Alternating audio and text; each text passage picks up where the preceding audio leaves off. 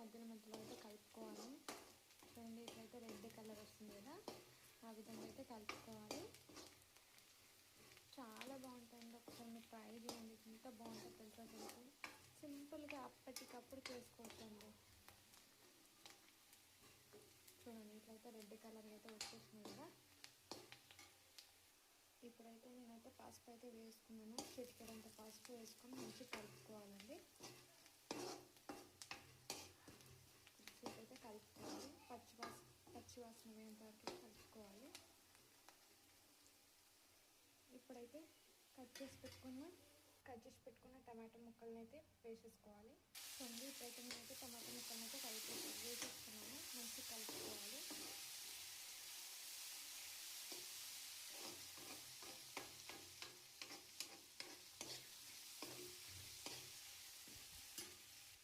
ఇలా అయితే మంచిగా కలుపుకున్నాక ఇప్పుడైతే మనం మూత పెట్టేసుకోవాలి.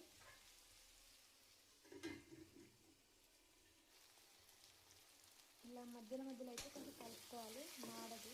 ఓకేనా, మధ్యలో ఒక్కొక్కసారి కలుపుకోవాలండి.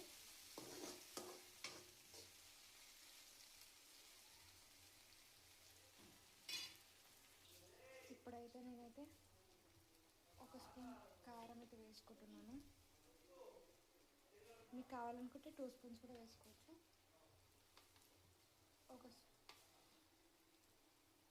ఒక స్పూన్ సాల్ట్, కొంచెం ధనియాల పొడి కూడా వేసుకుంటున్నాను.